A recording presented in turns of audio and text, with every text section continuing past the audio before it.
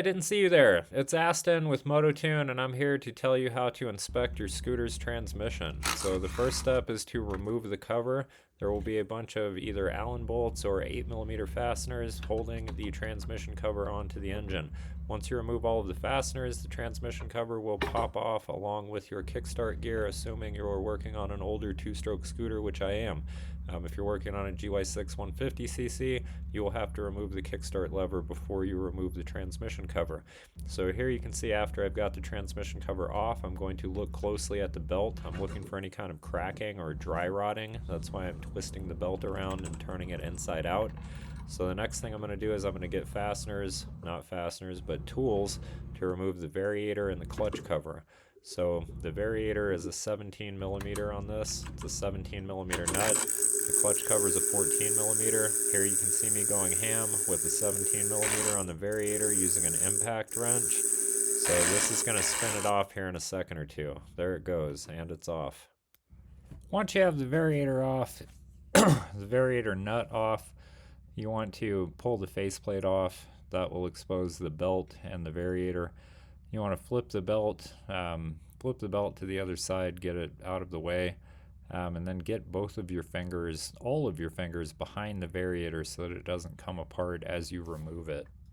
What I'm looking for once I get the variator off is I'm looking at the sliders or the rollers that are underneath the variator plate there. So with rollers, I'm looking for flat spots on the rollers. Any kind of flat spots means that they have to be replaced. With sliders, it's a little bit different. I'm looking at sharp edges along the wear lines to see if they are worn out or not. And on this bike, they were perfectly good. So these are 13x16 sliders, and I did not weigh them. If I had to bet, they're probably 7 grams or 8 grams, something like that. This is just a stock scooter with a 70cc big bore kit on it with a few transmission mods. This bike is also currently for sale in Fountain, Colorado for $700. So I've been starting it up every morning when it's like 30, 40 degrees outside. It takes a little bit of a hand choke. I've discussed that in other videos. All you have to do is put 2 fingers over the airbox opening. It's really, really easy on this scooter, and it starts right up even if it's just 30 degrees outside. And then you hold your fingers over that opening on the airbox hole until it settles down into a nice idle. That's the way I put it anyway. But here we're looking at the transmission. So I'm kind of scooping some goop out of the back part of the transmission there. I'm not sure where all that goop has come from, whether it's just collected grease from the clutch or what. But here I'm squishing the belt down into the clutch so that I can fit the clutch back over the axle or over the input shaft for the transmission, not the axle necessarily. And then I'll spin it around a few times to get it to tighten back up about where I want it, you know. Now I'm comparing belt sizes. So the KYMCO takes a completely different belt from a Yamaha Zuma or a Honda Metropolitan or a Genuine Buddy. It is a different belt. The closest belt that I had to it was a Yamaha Zuma belt, but even that was a little bit too thin and a little bit too short, so we just kept the belt that came with the scooter on this scooter for now. Now that we're getting to the middle of this video, let's just go over what it takes to inspect a scooter's transmission. So after you remove the cover, you're going to want to look at the belt, check for any signs of dry rotting or cracking. In fact, bend the belt backwards, just bend it, and I'll show you what that looks like, and check for any kind of cracking in between the bends. The rubber should be supple and nice. After you've inspected the belt, then you want to remove the variator. So you'll start by popping the nut. It helps to loosen up the belt up inside of the clutch before you remove the variator so that you can loosen up the belt a little bit. And then once the faceplate comes on, you'll bend the belt backwards like you saw in the video. and then you'll get your fingers behind the variator and remove the variator completely, and then you'll look at either the sliders or the rollers that are inside the variator. If your bike has sliders, make sure that the sliders go in the same way that they came out. That's very important. If it has rollers, then it doesn't matter which way the rollers go in or come out. So after you look at the rollers, then you'll want to remove the clutch, check the clutch spring, make sure it has lots of force springing the clutch back and forth, and then look at the little brake pad materials on the actual clutch. And the brake pad material should have at least like 4 or 5 millimeters of pad material, and they should all still be there. As long as everything is inside of there the way that it should be, then you can go ahead and put it all back together. However, if your sliders or your rollers look like they have any wear on them, go ahead and replace those, and if your belt has any signs of dry rotting or cracking, go ahead and replace that too. Another thing to look at while you have the transmission cover off is the condition of your starter gear or starter bendix. On this bike, it has a bendix that's located right underneath the variator, so I didn't really inspect that too much. I know for a fact it works well because the electric start on this bike works like it should. So as long as your electric start works like it should, you shouldn't have to do anything with the starter clutch or the bendix. I did go ahead and remove the brake cable completely from this bike before I removed the transmission cover. That's not actually necessary, although there is this little keeper bolt on the transmission that holds the brake lever, brake cable where it should be. I went ahead and replaced that. You can see that in the video.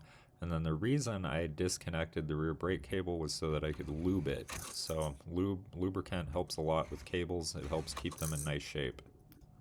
But here in this part of the video, I'm just replacing all of the transmission cover bolts. And by replacing, I mean the ones that I removed, that I took out. There's no need to go and get new screws or anything unless the screws that you removed are completely screwed up. It's a bad idea to replace the 8mm fasteners with like cheapo Allen bolts.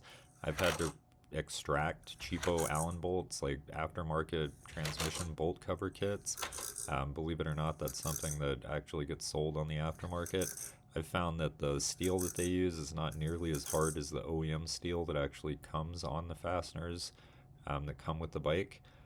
So you're better off using all of the OEM fasteners, as many of them as you possibly can. Don't think that replacing them is going to be a good idea. There's a lot of fun looking aftermarket parts available on sites like Amazon and eBay. I would encourage you to avoid those types of parts as much as humanly possible. Unless it's made by a Malossi or Polini or Stage 6, it's probably garbage. Even then, a lot of aftermarket parts for scooters, the only thing that they're going to do is make your scooter less reliable than it would be if you just kept it stock. This bike is actually quite tastefully upgraded, so it has a 70cc cylinder kit that was installed at Sportique Scooters a number of years ago. I could not tell you if it's made by Malossi or Polini. However, knowing them, it was probably one or the other. It also has a Malossi variator mounted inside the transmission. It uses a white contra spring inside the clutch, and then it has a set of Dr. Pulley sliders installed. So this bike has like maximum upgrades for what I would consider to be a fun and reliable scooter. So it still uses its stock carburetor. That's very important because then we get to retain the stock auto clutch and the stock throttle cable. All of this is a lot more reliable than anything that you can buy on the aftermarket. And then its only upgrades are some light transmission upgrades and a 70cc cylinder kit. That's the max that you want to do. The second you start upgrading the carburetor, the bike will just get so unreliable and so hard to tune that you'll be working on it literally every other day. In case I haven't mentioned it yet, this bike is in fact for sale in Fountain, Colorado. It is a 2005 KYMCO Vitality 50cc two-stroke. It has about 1,000,000 miles on it, and by 1,000,000 miles I mean 42,000 kilometers. I acquired it from one of my customers who was just sick of trying to use it. It is a little bit special needs in that you have to hand choke it when it's really cold outside in order to get it started. However, once it's started, it's quite easy to ride. It runs really well. It goes a whopping 50 miles an hour.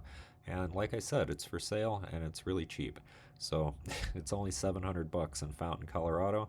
And if you have a good story to tell, I might even let it go cheaper. But here in the video, you're catching up with me as I'm installing the last bit of bodywork onto the bike. This piece, or this side panel, it was a lot easier to remove the transmission cover if I got rid of the side panel first. It's held on with 2 screws. On some scooters, these side panels are easier or more difficult to remove. On this one, it was actually quite easy. It's just 1 screw on the bottom and then 1 screw that you can see me installing right there. And then it's back on, and we can go ahead and fire it up, see how it runs after I took the transmission apart. And it seems to run really, really well. So that's to be expected. So yeah, that's just my short video on how to inspect a scooter's transmission. Hopefully you enjoyed it. Thanks a bunch for watching. Bye!